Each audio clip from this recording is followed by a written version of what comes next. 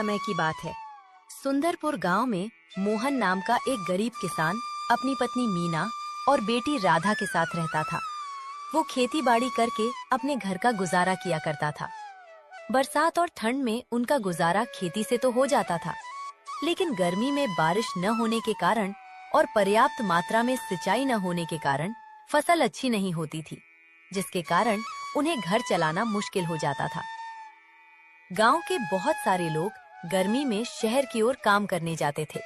कोई मजदूरी करता, कोई ठेला लगाता, तो कोई दुकानों में काम किया करता था, जिससे उनके घर का गुजारा आसानी से हो जाता था।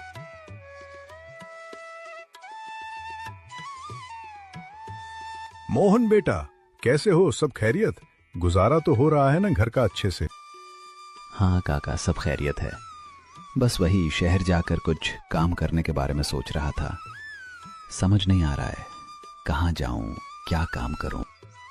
अरे बेटा, मेरा बेटा तो गर्मी के मौसम में हर बार मुंबई जाता है।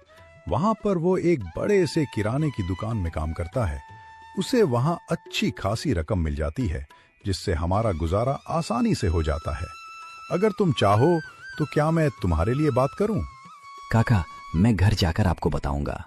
वैसे राजू को कितने रुपए मिल जाते हैं एक महीने में? यही कोई 2 से 2,500 मिल जाते हैं बेटा। शहर में अच्छी कीमत दी जाती है।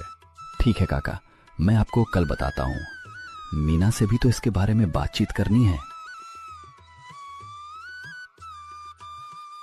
गर्मी का मौसम आने ही वाला था। सभी लोग बाहर जाने की तैयारी कर रहे थे। मोहन भी इस बार बाहर जाने की सोच रहा था, मगर उसे समझ में नहीं आ रहा था कि बाहर लोग कैसे रहते हैं, वहाँ का माहौल कैसा है। इसीलिए वो बाहर कमाने जाने से घबरा रहा था। इतने उदास क्यों हो जी? कुछ बात है क्या? नहीं मीना, बस इस गर्मी में मैं भी बाहर जाने की सोच रहा था। सुना है शहर में कमाई की अच्छी रकम दी जाती है। अगर मैं भी बाहर कमाने गया तो घर का गुजारा आसानी से हो जाएगा। राधा की पढ़ाई भी हम अच्छे स्कूल से करवा सकते हैं। हाँ जी, हम बाहर जाकर कुछ काम कर सकते हैं। मैंने सुना है दिल्ली के लोग छोला भटूरा बहुत खाते हैं। वहाँ पर सबसे फेमस छोला भटूरा ही है। क्यों ना हम भी वहाँ जाकर छोला भटूरा का दुकान लगाए, शायद कमाई अच्छी हो जाए। बात तो तुम सही कह रही हो मीना, लेकिन बाहर सिर्फ मैं जाऊंगा। राधा का भी तो ध्यान रखना है, उसकी पढ़ाई भी तो है। हमारे पास इतने पैसे नहीं हैं कि हम उसे शहर में पढ़ा सके। ठीक है जी, आप दिल्ली जाइएगा और छोले भटूरे की दुकान लगाइएगा। मैं भगवान से दुआ करूंगी कि हमारा भी काम अच्छे से हो सके। गर्मी आते ही मोहन अपना सामान लेकर शहर की ओर चल पड़ता है। कुछ ही दिनों में मोहन वहाँ पर एक अच्छी जगह देखकर अपने छोले भटूरे की दुकान लगाता है। आओ आओ, इधर आओ, छोले भटूरे खा लो।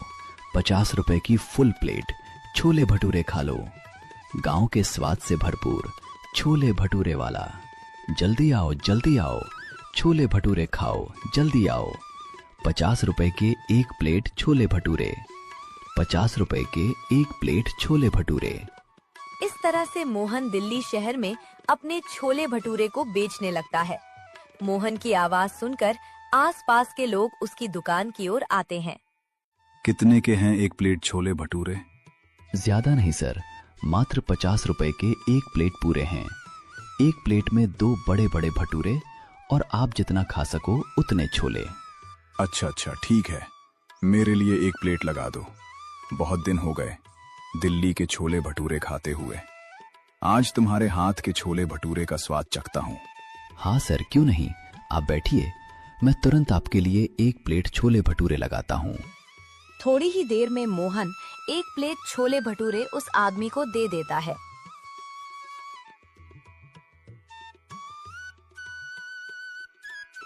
वाह, आय हाय हाय हाय, क्या स्वाद है, मजा आ गया। इतना अच्छा छोला भटूरा तो पूरे दिल्ली में कहीं नहीं मिलता। तुम्हारे हाथ में तो जादू है। 5 प्लेट पैक कर दो। आज मैं इस छोले भटूरे को अपने घर वालों को भी खिलाऊंगा। सब बहुत खुश हो जाएंगे। हाँ सर, क्यों नहीं, अभी मैं आपके 5 प्लेट छोले भटूरे पैक कर देता हूँ।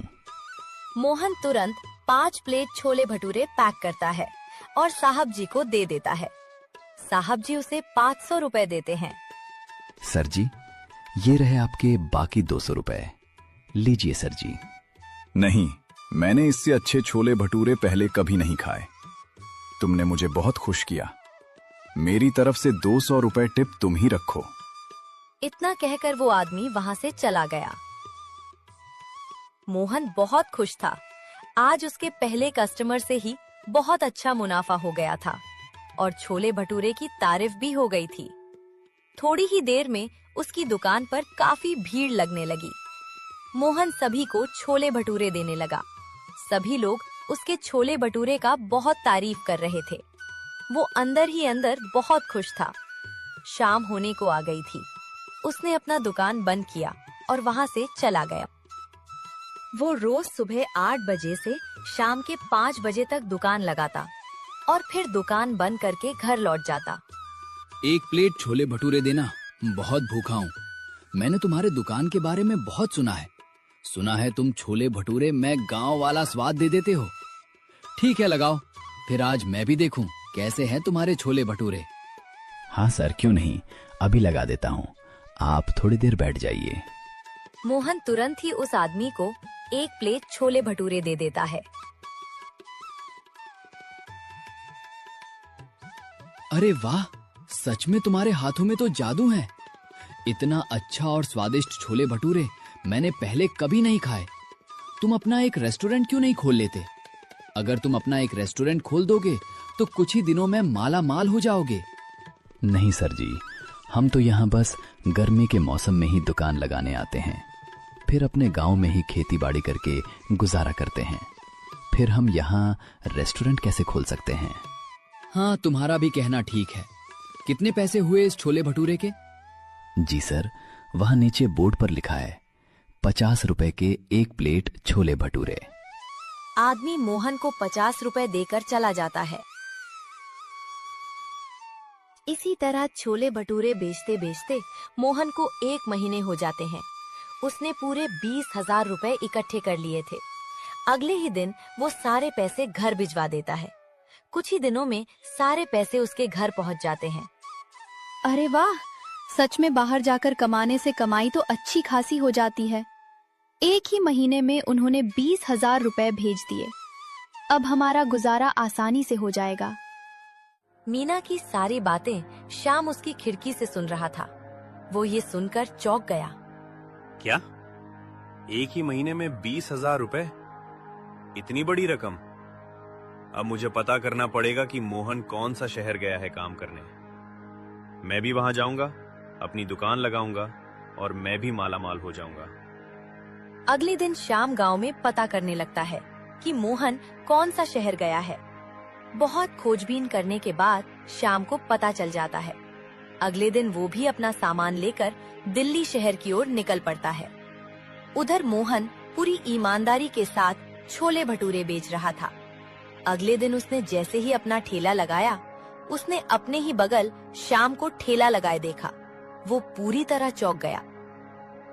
अरे श्याम, तुम यहाँ? तुमने भी छोले भटूरे का दुकान लगा लिया।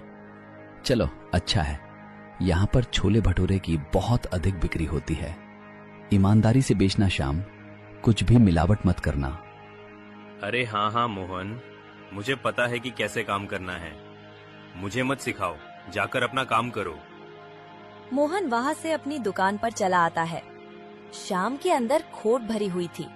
उसने अपने दिमाग में पहले से ही सोच रखा था कि मैं छोले भटूरे मात्र 40 रुपए का दूंगा, लेकिन पैसा कम होने के कारण उसने भटूरे में मिलावट, छोले में सही चने का उपयोग न करना, ऐसा उसने पहले से ही सोच रखा था। दोनों ग्राहकों को आवाज लगाने लगते हैं। आओ आओ, छोले भटूरे खाओ, 50 रुपए का 1 प्लेट। स्वाद ऐसा जिससे जाए भरपेट। 50 रुपए का 1 प्लेट, 50 रुपए का 1 प्लेट। आओ आओ, मेरे यहाँ भी आओ। मात्र 40 रुपए में 1 प्लेट छोले भटूरे खाओ।